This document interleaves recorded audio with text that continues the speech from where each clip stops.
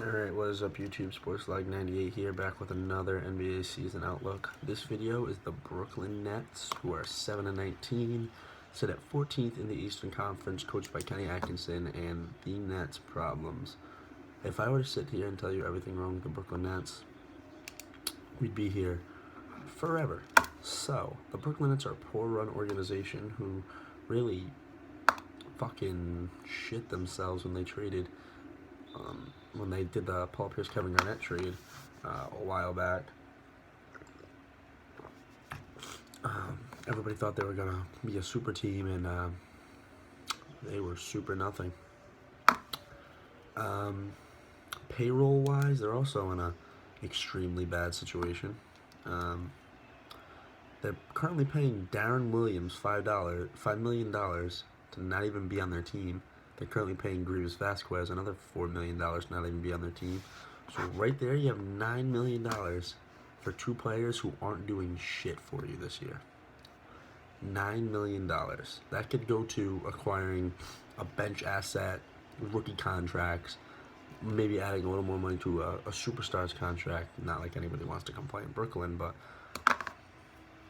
that is that's $9 million that your team's missing out on. 1 second. Okay, sorry. Had to get my dog back here. Shout out. Where is he? Shout out Dudley. What up, buddy? Okay. So, at point guard, they have Jeremy Lin, who they're paying $11 million. Isaiah Whitehead, who they're paying $1 million. And Spencer Dinwiddie, whose contract I could not find, but I'm sure it's $1 million or less. At shooting guard, Randy Foye is making $2.5 million. Joe Harris is making $980,000. Sean Kilpatrick is making $980,000. And Karis LeVert is making $1.5 million. Rondé Hollis Jefferson is making $1.3 million. Bojan Bogdanovic is making $3 million. Trevor Booker is making $9 million. Chris McCullough is making I don't know how to say his last name. He's making $1.1 million. Anthony Bennett, the biggest bust in NBA recent history, is making $1 million.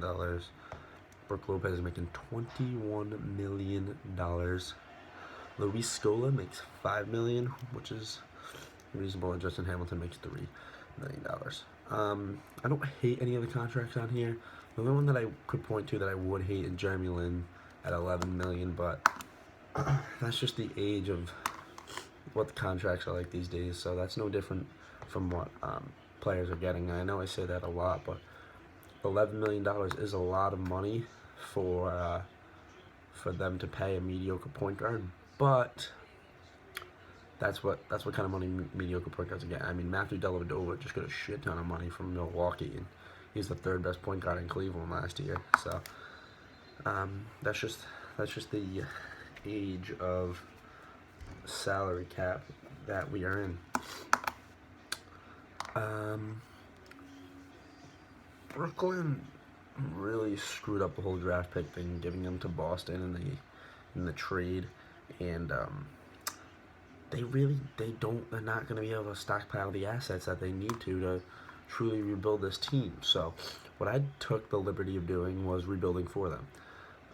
I traded Brook Lopez to the Los Angeles Lakers for Jordan Clarkson, Jose Calderon, a 2018 first rounder, and the Lakers have a bunch of picks that they owe to other teams too of significance, so maybe picks down the line. Maybe I'm talking like 2020, 2021 picks, which who knows, by then maybe Brooklyn will be good and those picks end up being like Boston now with a good team, and they can just build a good team. But Jordan Clarkson's not a bad player. Jose Calderon's only going to cost you a bunch of money for 1 year. He's kind of just in there to even up the salaries. But Jordan Clarkson's definitely a legitimate young player who I would say would fit well on the Nets. And then you can run just temporarily run Scola and Hamilton at the 5 until you get that figured out. If that trade does not go down, or, well, even if that trade goes down, let's take a look at the 2017 mock draft, because I forgot to write down Brooklyn. So they swap picks with Boston every year. That's what they do. So I'm just looking at this now because I really haven't looked at this in terms of from the Nets' perspective. So right now, the Brooklyn Nets would have the 19th pick in the draft. Let me refresh that, make sure that's accurate. Okay. Right now, they would have the 19th pick in the draft, and this projects them to take small forward, power forward, Michigan State freshman Miles Bridges, which is fine, but you can honestly take anybody. Um, you could honestly take anybody on this draft board, and it'll address an issue on Brooklyn. So players that they have going in the area of the Brooklyn pick of all that would also be good for them is Ivan Rabb, Bam Adebayo. Sorry about that, but you could also take people like Grayson Allen, TJ Leaf if he falls. Maybe you may even want to try and move up, honestly. The better picks they can get, the better off they are. But anyway, alright. This video just keeps getting interrupted, so my fault. But, Luke Kennard, too, so make sure you like and subscribe, and thanks for watching. Peace.